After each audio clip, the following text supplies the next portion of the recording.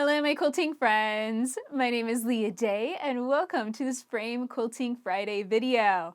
I have a second piece of beautiful black vinyl sent to me from Katie Baker. So today I'm going to quilt this with Paisley, one of my favorite free motion quilting designs.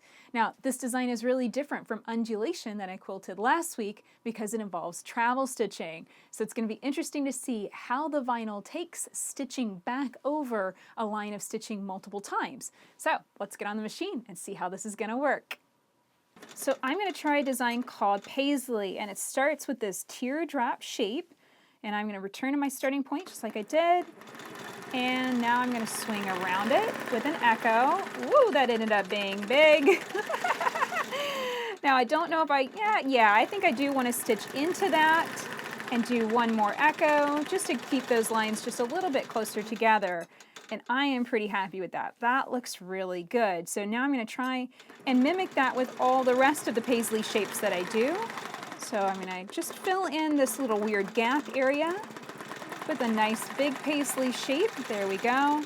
Now the thing I'm watching out for is the travel stitching. That's where I'm stitching back over my line of quilting because I don't know how the machine or how the vinyl is going to handle that. And what I'm looking for mostly is just making sure that it's not getting so perforated that it's going to break or split. So I'm always looking out for that. Now this one's coming down nice and long. You can see how I just kind of nest these shapes together. You know, this one came in, filled in that area, then I split the shape in half, then I filled in right between. So now I'm going to come through this area and fill in a Paisley right here. So let's carefully travel stitch down.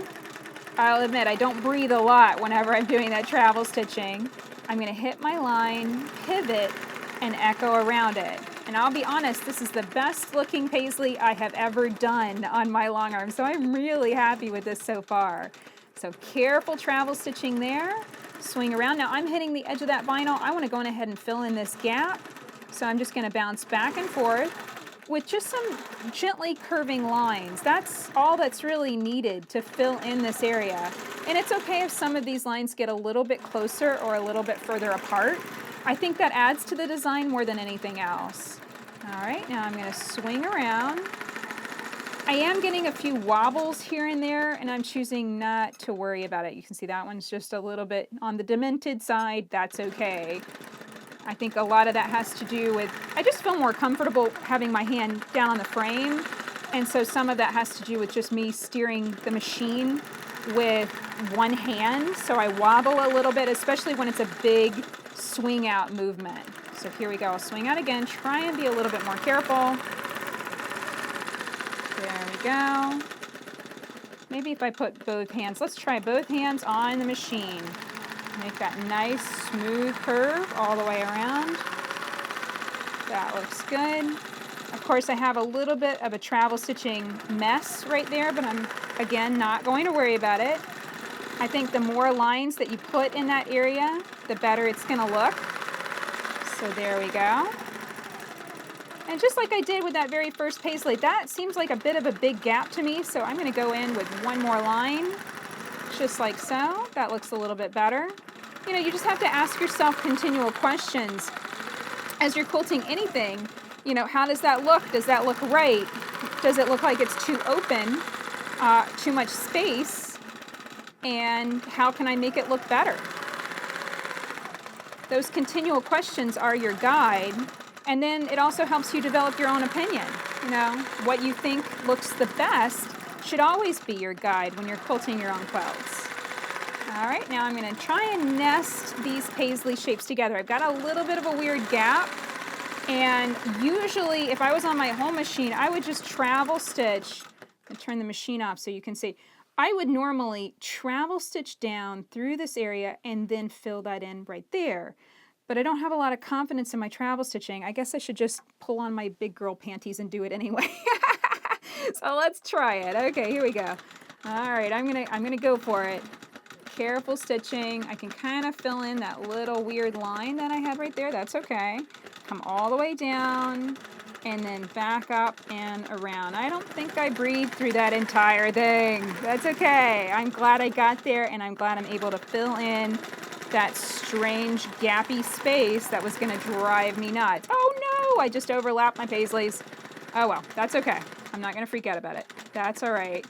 I don't think anyone would notice if I didn't just freak out about it. All right, let's move on. That is probably the ugliest area. Hopefully Katie can cut around that and not include that in a bag. So yeah, it is easy to make mistakes. So let's try, ooh, I'm hitting my clamps.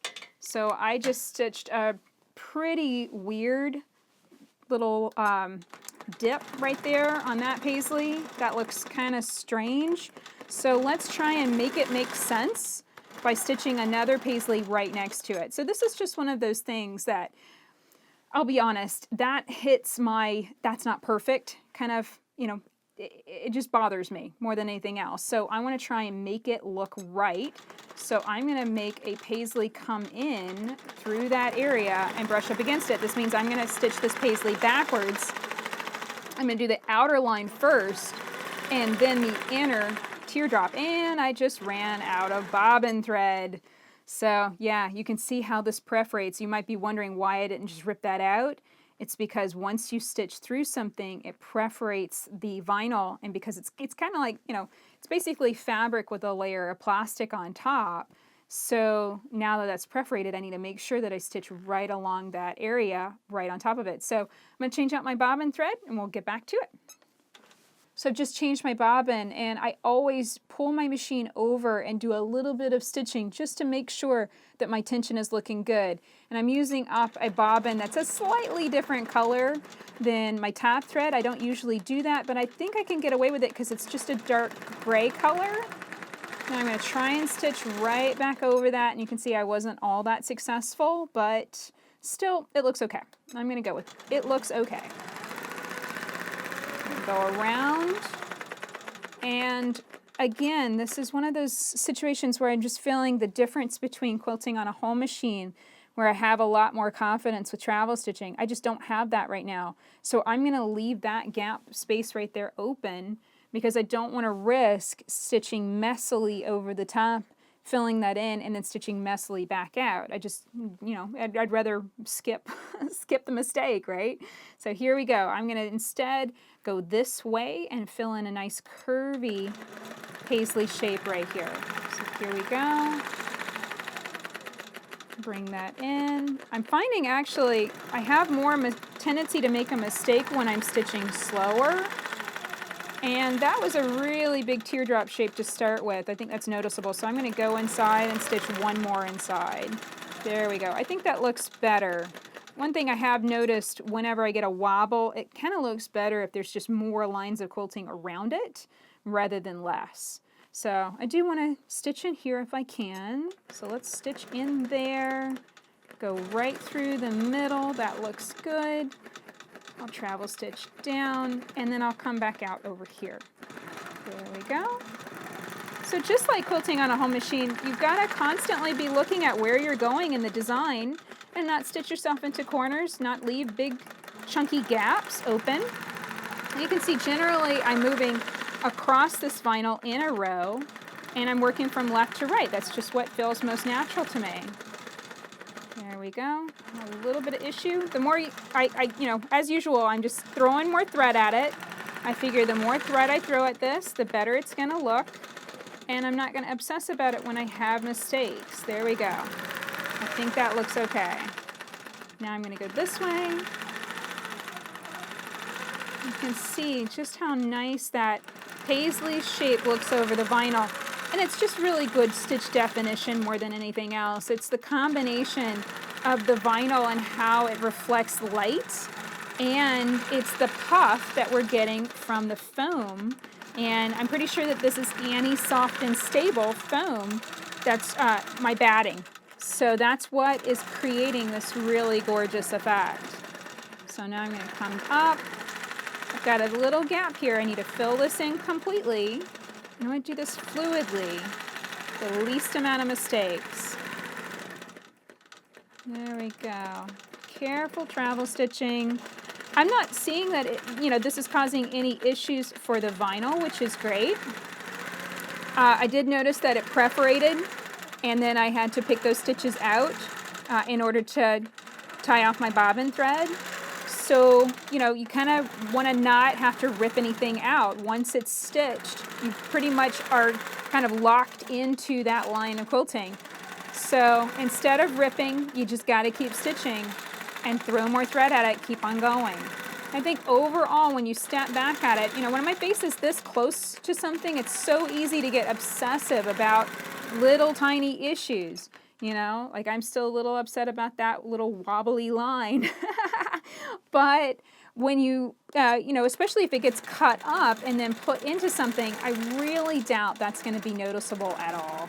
Overall, I think this Paisley was an excellent choice. It's a beautiful design. I can't wait to see what Katie makes out of it. So that's it for this video. I hope you enjoyed learning how to quilt on vinyl with me and seeing how I handled this Paisley design. Now, if you'd like to learn more about quilting on vinyl and how Katie takes these pieces and turns them into designer handbags, make sure to check out the Hello My Quilting Friends podcast number 87, where I interviewed Katie and learned more about how she does that. It's really cool, and she's been really successful about making these handmade bags, and I hope that she'll take these pieces and do something really amazing with them. So I can't wait to see what Katie makes next. Now, if you'd like to learn more about quilting on a long arm, please check out my other videos in this Frame Quilting Friday series. You can find them all linked up together at leahday.com/frame. You can also learn more about the Grace Qnique machine and the Continuum long arm frame that I'm quilting on at leahday.com/grace. I am a dealer for these machines, and if you'd like an extra special discount, you can use the discount code Hello My Quilting Friends in the discount area if you want to purchase a machine and frame from me. So definitely check that out at leahday.com/grace. Until next time, let's go quilt.